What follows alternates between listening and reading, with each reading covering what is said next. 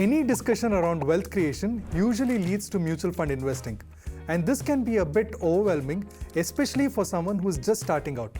This is quite understandable. Think about it, there are over 45 fund houses offering over 1,300 open-ended schemes. How do you choose which one to invest in? If you're one of those confused person not knowing where to start your wealth creation journey, then this video is for you. Hi, this is Karthik Rangappa and welcome to the 5th video in the personal finance series.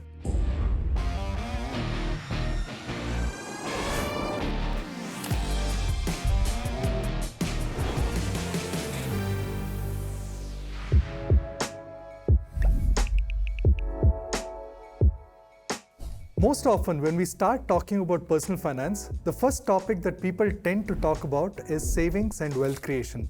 But do note, we are talking about this topic in the 5th video.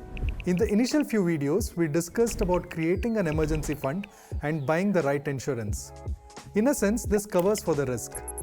Once the risk aspect was discussed, we also discussed on how one can manage debt. After having discussed these things, we are now talking about wealth creation. So in the sequence of steps, wealth creation, in my opinion, is step number 3 of 4. Now, as usual, let's start from the very basic. What do I really mean by wealth creation? Simply put, wealth creation is all about having sufficient funds so that you meet all your financial aspirations in life. For instance, if your life goal is to travel the world post your retirement, then you should have accumulated enough funds so that you fulfill this aspiration of yours without really compromising on your lifestyle. Of course, financial aspirations need not be just geared towards retirement and post-retirement life. It is normal and okay to have financial aspirations throughout your life. So there are two parts to this. One, how do you actually define what a financial aspiration or a financial goal is?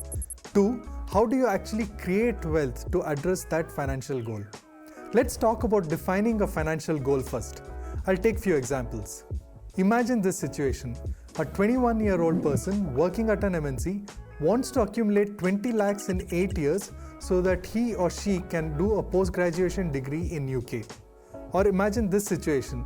A 40-year-old working woman wants to accumulate 55 lakhs in maybe 5 years so that she can upgrade to a better car. Or imagine this situation, last one I promise.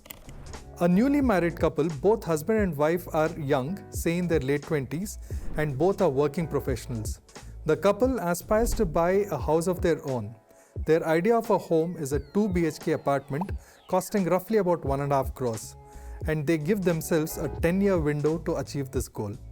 All the three situations that I've just discussed are examples of a financial goal. If you dissect it further, there are three specific things that you will notice. The quantum of funds required, the estimated time over which this fund has to be accumulated, and the current age of the person.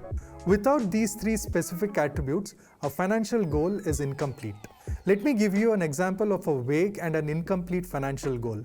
A young working professional wants to accumulate some amount of money so that he or she can go to UK to pursue a post-graduation degree in a few years' time. Notice how vague the statement is. There are no defining numbers here, therefore, according to me, this is not a valid financial goal. By the way, all the three random situations that I spoke about should give you a sense of how diverse financial goals can be for individuals. Given this, it is nearly impossible to define all possible financial goals and ways to create wealth to achieve them. But here is another thing. I know that there are people out there, especially younger lot, who think that they do not have any financial aspirations in life, and therefore there is absolutely no need to save and accumulate wealth. But don't make that mistake. You may not have any immediate financial goal today, but all of us, including you and me, have one common financial goal in our life. That is to retire comfortably and have enough funds to sail us through those retirement years. So let's keep at least that one financial goal in perspective and define how you can get started. Let me make a bold statement here. Wealth creation does not happen if you stick to safe instruments like FD. At some point in your life, you should be willing to take equity risk. The risk is mainly in terms of volatility in these investments. The only way you can mitigate this risk is by giving it sufficient time. And that leads me to another point. Wealth creation does not happen overnight. It takes time to build wealth, and you need to have patience for that. I know in this day and age, everyone wants instant gratification, but that is not applicable to wealth creation. This is the hard truth, and there are no two ways about it. When I'm talking about time with respect to wealth creation, I have time frames like 10, 15, or perhaps 20 years. Assuming that these two things about wealth creation, that is risk and the time it requires to create wealth, is clear to you, the next big question is, how do you even get started? Here is my suggestion to you, especially if you're starting out. Any large cap mutual fund from any of the top mutual fund companies in India and start investing in it regularly in a systematic way.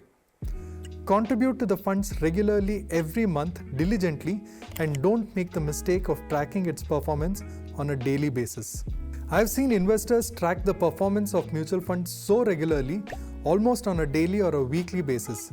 This is an absolute waste of time, as your intent should be to stay invested for the long haul and not for the shorter run.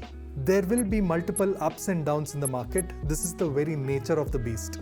In fact, how you behave with your investments also matter for long-term wealth creation. For example, just because the markets are down, stopping your investments altogether is a very short-sighted approach.